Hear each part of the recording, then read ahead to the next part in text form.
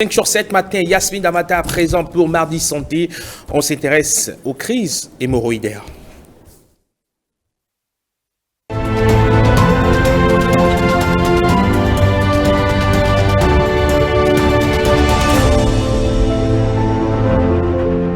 Aussi gênantes que fréquentes, les crises hémorroïdaires sont trop souvent l'objet de tabous causés par la dilatation anormale des formations vasculaires situées autour de l'anus. Interne ou externe, elles peuvent être douloureuses. Les symptômes de la crise ou des crises hémorroïdaires sont-ils différents s'ils proviennent d'hémorroïdes internes ou externes? Des saignements peuvent-ils survenir dans les deux cas? Pourquoi la rectorragie, saignement par l'anus, est un motif de consultation à ne pas négliger? On parle de choses sérieuses. Ce matin, sur 5 sur 7 matins de pathologie qui touche plusieurs personnes. Yasmine Amata, bonjour. Bonjour Rodrigue Eman Amégan, bonjour fidèles téléspectateurs. Ce qui me fait plaisir, c'est que Edmond maîtrise si bien le sujet que je me demande si il a eu déjà à faire des chansons. Je peux, à tout le moins, par moment, devenir consultant sur cette thématique. Mais ce qui me fait plaisir, c'est déjà que... Oui, mais ce qui fait plaisir, c'est que vous vous intéressez toujours au sujet santé. Et ça, c'est important. Vraiment, on est vraiment ravis. C'est important. Celui qui est sur ce plateau avec nous, c'est Dr Kouakano Benoît. Il est médecin hépato-gastro-entérologue. Oui. Avec vous, nous allons parler des crises, des maladies hémorroïdaires. Et la première question, tout le monde voudrait savoir, les hémorroïdes, c'est quoi? Bonjour madame la journaliste, bonjour monsieur. Alors, pour parler des hémorroïdes, nous dirons que ce sont comme l'a su bien l'introduire, ce sont des dilatations anormales des veines au niveau du canal anal et de l'anus. Bon, disons que nous avons tous des hémorroïdes, mais tout le monde ne ferait pas la maladie hémorroïdaire. Alors, c'est cette dilatation accompagnée parfois de symptômes que nous allons appeler maladie hémorroïdaire. Et selon les situations, qu'elle soit située, cette dilatation soit située au niveau de l'anus, c'est-à-dire visible de l'extérieur, on va l'appeler hémorroïde externe, ou que ce n'est pas visible de l'extérieur, uniquement ça se trouve au niveau du canal anal, on va l'appeler hémorroïde interne. Donc, ce n'est pas à but que nous disons j'ai une hémorroïde, je fais une hémorroïde. En principe, c'est une maladie hémorroïdaire. Oui, ce n'est pas à but de langage que nous disons que nous avons les hémorroïdes. Non, nous avons tous des hémorroïdes. Ce sont des veines qui sont au niveau du canal anal. Il y a certaines veines qui portent le nom de veines hémorroïdaires. Donc, c'est quand elles sont pathologiques qu'on parlera de maladie hémorroïdaire. Alors, quels sont les signes pour reconnaître, tout simplement, si une personne a fait une crise d'hémorroïdes ou pas? Avant de venir aux crises d'hémorroïdes, parce que la crise, comme on le dit, ça surprend. Oui. Nous allons donner d'abord quelques symptômes de la maladie hémorroïdaire. Des symptômes pêle-mêle qui ne sont pas vraiment spécifiques de la maladie. C'est-à-dire, la personne peut avoir...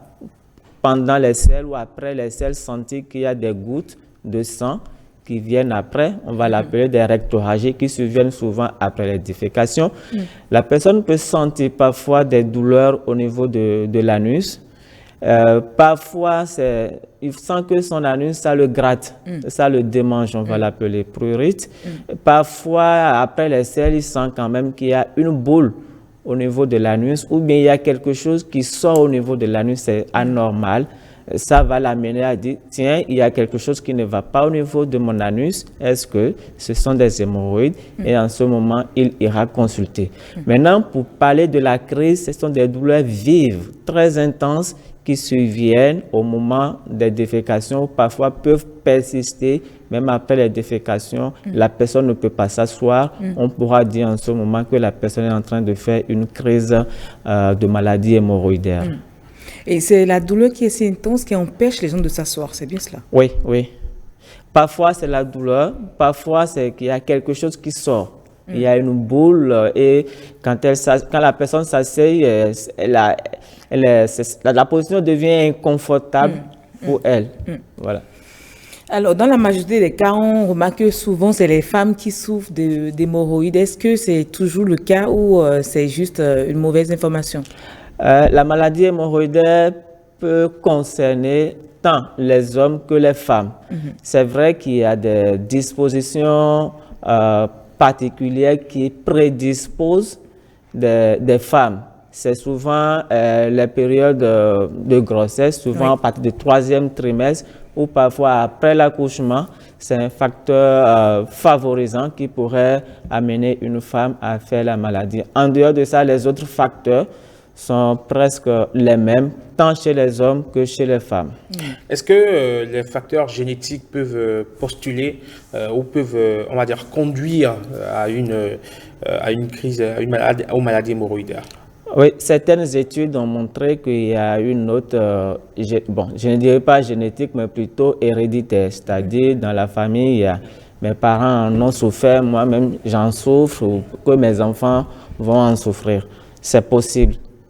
Parce que si on dit souvent les mêmes causes produisent souvent les mêmes effets. Si nous adoptons les mêmes habitudes alimentaires ou les mauvaises habitudes alimentaires ou les mauvaises positions pour aller se mettre à l'aise, ça va générer toujours les mêmes symptômes. Et selon une opinion fortement répandue, la consommation de viande la trop grande consommation de viande à l'EDA peut entraîner des crises hémorroïdaires. Est-ce que c'est vérifié ou c'est juste des idées reçues?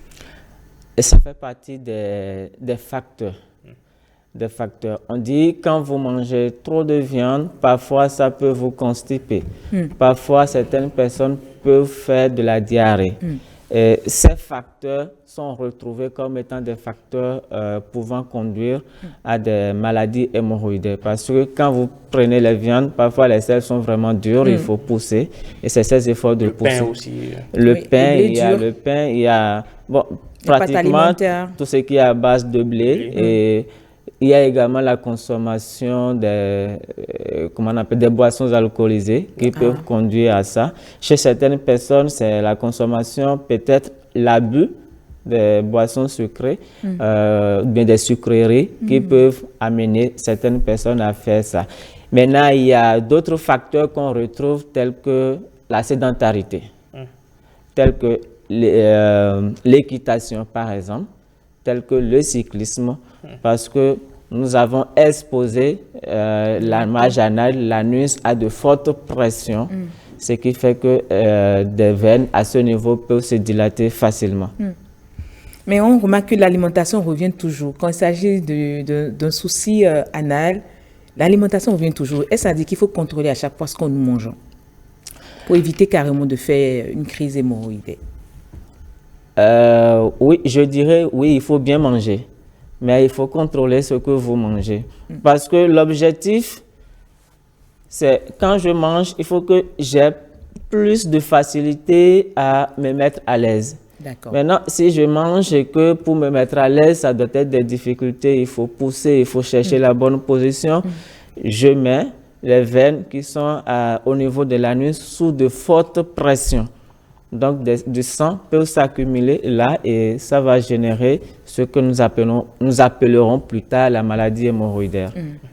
Est-ce que la prise, vous permettez, Yasmine, est-ce que la prise de laxatif peut soulager un potentiel candidat à la maladie hémorroïdaire? C'est-à-dire que quelqu'un qui sait qu'il souffre de crise hémorroïdaire régulière peut prendre des laxatifs afin de faciliter on va dire, le fait d'aller, ce besoin d'aller à la selle? Moi, je dirais plutôt, au lieu que la personne se donne à l'automédication avec les laxatifs, il faut que la personne se fasse consulter. Il y a des laxatifs naturels, la papaye, ces fruits qui sont... Voilà, ça rentrera dans les conseils diététiques, ce qu'il faut manger pour rendre les selles plus ou moins molles, voilà, pour éviter de souffrir quand on veut aller se mettre à l'aise, par exemple. Alors, moi, je voudrais aussi savoir à quel moment les maladies hémorroïdaires deviennent un danger pour la personne. Quand la personne a ces symptômes, par exemple, et au lieu de consulter, la personne dit tout le temps, j'ai une maladie hémorroïdaire. La personne se fait cette opinion, mais d'autres choses peuvent simuler ces symptômes et quand ces pathologies sont découvertes tardivement, par exemple, elles peuvent mettre peut-être, engager le pronostic vital. Je peux parler par exemple du cancer de l'anus ou bien cancer du canal anal ou bien du rectum qui vont simuler par exemple une maladie hémorroïdaire à travers soit pas des douleurs, soit pas des saignements. Donc un simple saignement ou une simple rectorragie n'est pas synonyme de maladie hémorroïdaire. Il faut toutefois consulter. Pour nous, la maladie hémorroïdaire est la maladie la plus banale à traiter. Donc, il faut à tout prix éliminer les autres causes qui peuvent à la longue engager le pronostic vital de la personne. Que peut cacher une rectorragie? Une rectorragie, c'est un symptôme. C'est comme une fièvre. Quand j'ai la rectorragie, la cause peut être multiple, par exemple. Je viens de parler tout à l'heure du cancer, du canal anal ou du rectum. Une fissure anale, c'est-à-dire une déchirure au niveau d'une commissure anale, peuvent donner également de rectorragie.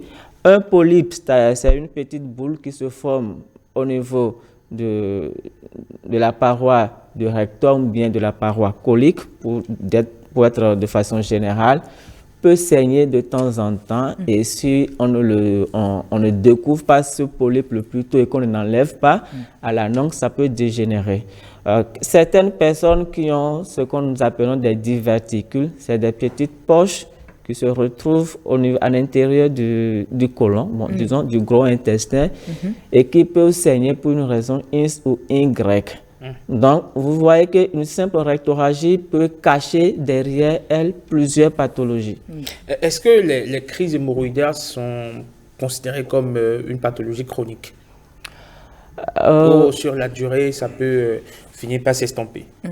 Au lieu de parler plutôt, j'ai dit tout à l'heure que la crise, ça se vient, ça se prend. La maladie hémorroïdaire, on peut peut-être dire que c'est une maladie chronique parce que si vous respectez bien les conseils, tout ira bien. Si au lieu de respecter les conseils, vous faites de l'automédication ou parfois d'abus au niveau alimentaire, par exemple, ça peut générer ou bien ça peut réveiller cette maladie qui sommeillait en vous, par exemple. Alors, comment soigne-t-on les crises hémorroïdaires? Tout à l'heure, vous avez dit que c'est si banal, mais juste quand on consulte, on peut vite trouver la solution. Comment soigner les maladies hémorroïdaires? Pour soigner les maladies hémorroïdaires, il faut déjà se rendre chez le médecin pour qu'il puisse éliminer d'abord les autres pathologies pouvant simuler Quel est le spécialiste qui s'en occupe? C'est des médecins hépato-gastro-entérologues. Très bien. Voilà. Donc, il va d'abord éliminer les autres pathologies qui vont simuler une maladie hémorroïdaire à travers certains examens. Notamment, il va utiliser des caméras pour aller regarder si ce n'est pas ça ou si c'est autre chose. Et puis après, il va vous proposer des traitements. Les traitements peuvent aller de simples médicaments, soit des topiques, des traitements locaux, à des traitements instrumentaux, c'est-à-dire on peut utiliser des élastiques pour ligaturer. Ça ne fait pas mal. Est-ce que, comme dans le cas de l'appendicite par exemple, où on finit par sectionner l'appendice, est-ce qu'on peut en faire de même pour les hémorroïdes? Est-ce qu'un homme peut vivre sans les hémorroïdes? Oui, quand ça devient pathologique, avec d'autres critères qui vont accompagner, la chirurgie intervient pour opérer. D'accord. On peut opérer quelqu'un des hémorroïdes et des années plus tard, la personne peut développer encore des maladies hémorroïdaires parce que ce sont des veines qui sont là. Donc, on vous opère, vous avez intérêt à respecter les conseils de votre médecin pour éviter à la longue une probable récidive. Est-ce qu'en cas d'hémorroïdes externes, il y a des risques que ça se nécrose? Hémorroïdes externes, généralement, quand ce n'est pas une crise et que c'est la boule qui est là, à des moments donnés, ça peut partir et puis vous allez constater la cicatrice, c'est-à-dire une peau morte. Moi, je vais dire, vous touchez au niveau de l'anus, vous sentez quand même qu'il y a une peau qui est là, mais ça ne fait pas mal. Ça va laisser des cicatrices, mais nécroser, je ne pense pas. Vous ne pensez pas? Ouais. Et moi, vous êtes tellement passionné hein, aujourd'hui. Mais écoutez, la crise hémorroïdaire touche beaucoup de personnes que je côtoie et je vois combien elles souffrent, ces personnes-là. Il y en a qui, quand ça commence, impossible de s'asseoir. Vous les voyez déambuler. Contrairement à ce qu'a dit le médecin, moi, j'ai rencontré des gens qui disent mais les médicaments, c'est juste des calmants, mais que ça ne cesse jamais. Est-ce vrai? Les médicaments font leur travail, mais le premier traitement, c'est vous-même. C'est votre alimentation, c'est suivre les conseils. Évitez ce que nous allons appeler la sédentarité. Il faut bien manger des fruits et des légumes qui vont rendre les selles plus molles. Évitez tout ce qui peut constiper pour éviter des poussées lors des défécations, par exemple. D'accord. Donc, en gros, c'est les conseils classiques, ce sont les conseils classiques. 5 fruits et légumes par jour, faire beaucoup de sport. Aliments riches en fibres. Oui. Faire beaucoup de sport, activité physique au moins 30 minutes par jour. C'est devenu... Boire beaucoup d'eau. Boire beaucoup d'eau, au moins 2 litres, 2 à 3 litres par jour. Si vous en avez évidemment la capacité, vous pouvez aller à 5 si vous voulez. En tout cas, ce sont des conseils assez classiques. Il faut déjà croire que si on respecte, quand on a une bonne alimentation, qu'on boit suffisamment d'eau, qu'on fait du sport, on n'a pas de pathologie, on n'a pas de maladie, on se porte très bien. C'est bien cela. Oui, et aussi je voudrais ajouter un autre facteur. Parfois, quand on se retrouve dans certains milieux et qu'on a envie d'aller de se mettre à l'aise, on se dit le milieu n'est pas bon, c'est pas propre. J'ai l'habitude de me mettre à l'aise à la maison, il faut que je garde les selles. On joue un numéro d'équilibriste. Voilà. Donc, une fois à la maison, je vais me mettre à l'aise. Je crois que beaucoup se retrouvent dans ce cas. Alors, pendant combien de temps vous allez pouvoir garder les selles? Vous mettez votre anus. Il y en a qui sont champions dans ça. Donc, vous mettez les veines qui sont là sous de fortes pressions et qui, à la longue, vont lâcher, vont devenir, sont plus toniques, voilà. Et bienvenue les dégâts. Mais on fait comment si l'environnement est insalubre ou il y a des risques d'infection si vous mettez sur la toilette publique? La toilette publique, on a dit public, donc prenez les dispositions.